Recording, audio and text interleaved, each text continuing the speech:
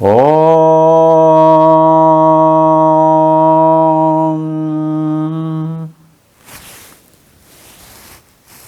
Hope all are finding fine with you. Samyama is a great divine gift to every individual. Only when the individual is able to explore the potentiality of Samyama. There are members who go on harping, crying, I don't find this one, my mental stress is going up, my BP is going up, my health is going down. Fine. If your health is going down as you age more and more, it is fine. But when you are in 30s, 40s and 50s, if you claim that your health is going down, stress is increasing, anxiety is increasing, fear is increasing, confidence is decreasing, courage is decreasing, and you are seeking some remedies, then it is certain and sure that you are not following any kind of dhyana in your life properly. AMD was given as a panacea to every individual who came to us through a process called AMD initiation. Akshara Mala Dhyana. We do not know how many people are following it. All those who are following will definitely find improvement in their life. There are members who do not even seek any remedy, and yet there are so many members who do not want to seek remedy because it is time consuming, procedure consuming, money consuming, and it pinches their pocket and they do not still repose faith on it. There are members who have approached us and taken some remedies, putting all their pain, and after we trusted those members, invested money and prepared remedy and sent to them, even after getting sizable amount into their pocket, they have coolly left us and gone, stating that still they are in problem. Human nature is somewhat always denying. We have to come, cut and go ahead with confidence, because nothing invested will not bring anything to us. Either time, either efforts, or either interest, or money has to be invested. Only then things will come in your favor. This has to be kept very strongly in mind.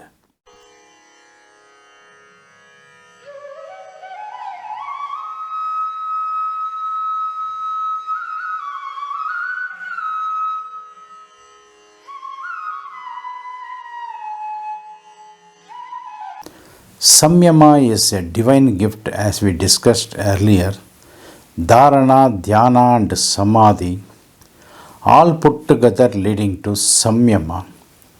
One can expand anything from anything, and one can shrink anything from anything. Once we are able to expand, you are able to go inside and peep through the divinity.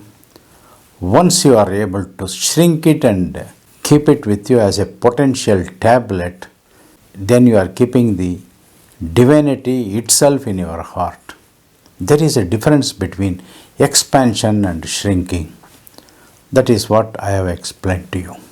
This apart, when we are in Samadhi, those who are punctually following and practicing Samyama, one thing they could have noticed that in Samyama, the Atman, the Jivatman, gets united with the Paramatman, and by this the Atman itself becomes part of Paramatman and witnesses everything.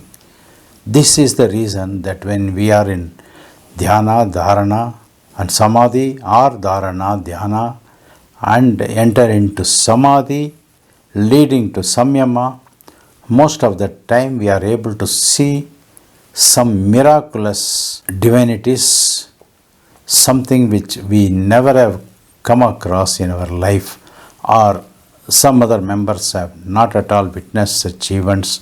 This apart, we have been discussing about Purusha, Prakruthi, day, night, female, male, male, female, Lingam, Yoni, etc.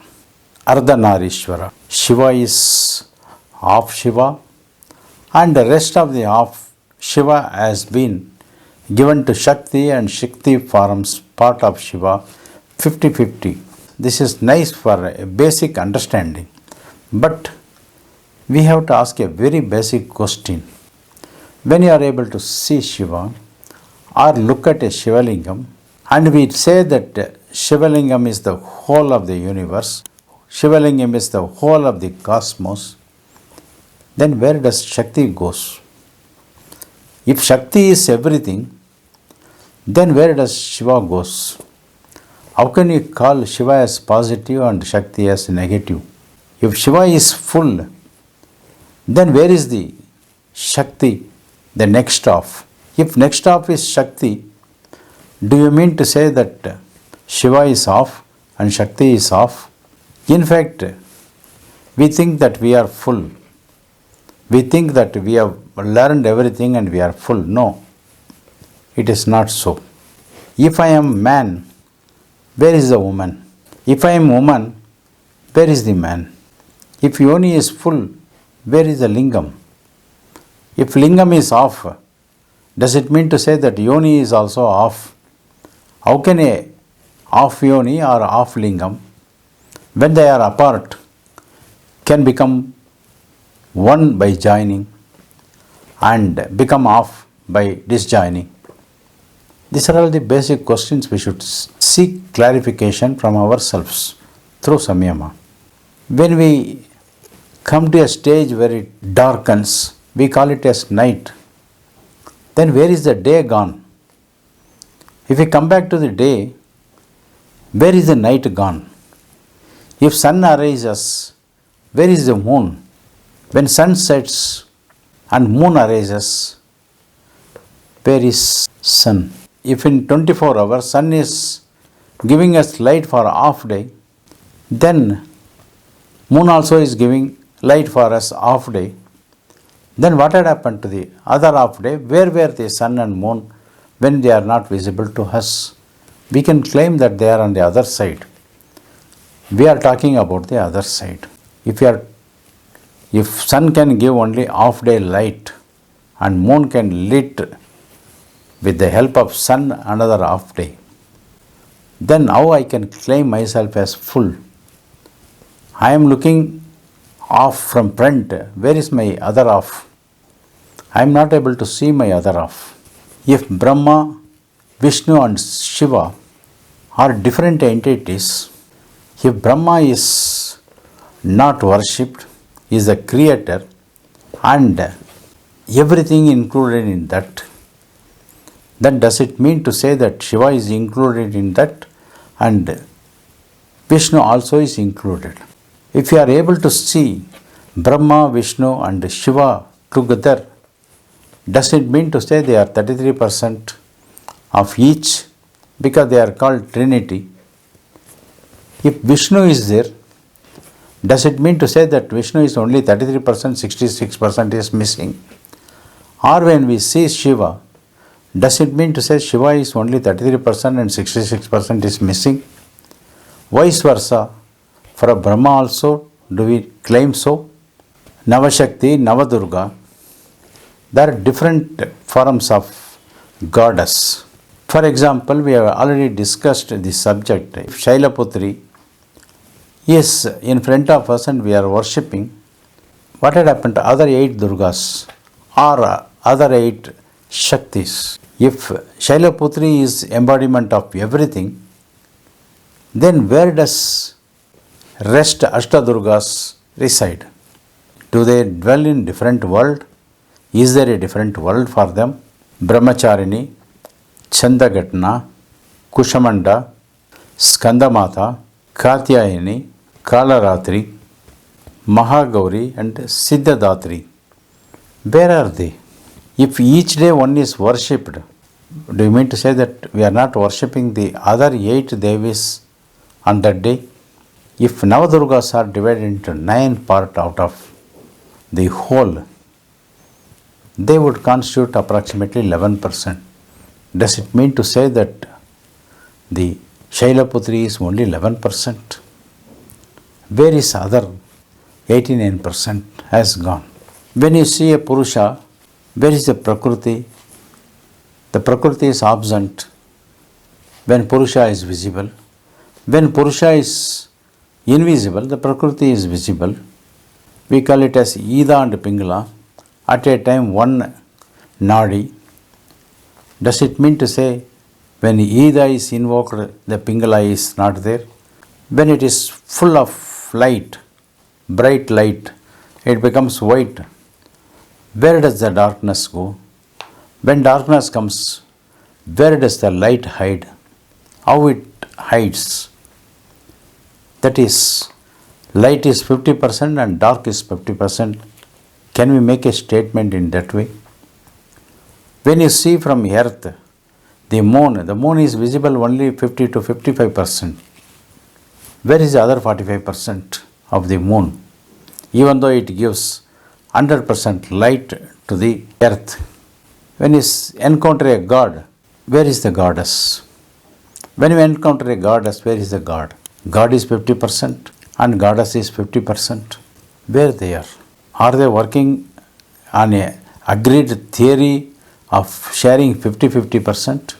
Can we explore and explore this myth, understanding more through Samyama? There are colors. When we withdraw the color, it becomes colorless. Although the colors are attractive, when we look at some object with the colorless, where does the colors hide? Do they take a back seat? Is there a space behind back seat for them to hide? What answer can we give? If you look at a good person, a good entity, where is a bad entity in him? Can he or she become good for everybody? Somebody is accusing he or she. Somebody is praising he or she. For someone, she is very good or he is very good. For some others, he is very good, and for yet some others, he is very bad. When a good person is appearing before us, if you are able to encounter that good person, where is that so-called bad person ascribed by others? When you go on giving, how can you go on giving? Where is the image of you taking? Many times we see people go on giving charity. Is it any Akshara Patra which is coming? Are they not involved in the process of taking at all? Whether the taking happens or they are smudging it is a big question. We call a person sin, a sinner. Where is the virtuous things what he has done? Where is the virtuous person in him has gone? Why we are not able to see a person in full? When we see a person, a personality, a divinity or an entity in full, what we would be able to see? Whether we will be able to see the virtuous or we will be able to see the sins or we will be able to see both. How do we distinguish these differentiations? Sometimes we see lovers fighting with each other. They do not come to terms and they lead themselves to a court of law. When they are in love, they forget everything. When they are in hate, they remember everything. What is remembrance? What is forgetting? Where does the love evaporated? Where does the hate taken birth in them? We see a person divinely filled. We call him as human. And another person comes and says he is an animal. Where do we see an animal in human or a human in animal? How do we see it? How do we digest it? How do we assimilate it? We look at sometime a cat catches a rat and eats. The rat disappears and the cat is visible to us. What do we call the rat inside the cat? Do we call the cat as rat or cat come rat. We go to zoo, we see a panther, we see a tiger, we see a lion, lively catching an animal and eating. After some time the animal is disappearing, still we call it as a lion. Do we call it as lion come goat? Where does that goat is now? What is not visible within us, why we are not able to see? Why we are superimposing certain things and why we are not able to superimpose something, but we are able to smudge something over a superimposed image. This act happens as a result of criminalizing our own mind. We are able to see these things as a result of impure mind within us. The more pure mind we have, we will be able to see. If a glass bottle is there, a colorless normal glass bottle is there, if it is cleansed properly with a soap water or a detergent, whatever is inserted in it will definitely be known to us. On the other hand, if the bottle is smoky, some soil is there, something is put inside, we will not be able to see anything. Our mind, differentiated mind between impure mind and pure mind is like a bottle, what we will be able to see. The divinity in his own wisdom has given us to see only 50%. The 50% is we will have to use our wisdom and see. That is the reason the third eye for us is not visible to us. That is the reason the Brahma is not visible to us. That is the reason Brahma is not worshipped at all. And that is the reason we will have to invoke the third eye to see something which is not visible to us. The invisible things are to be seen through the invisible eyes only. The visible things can be seen only through visible eyes.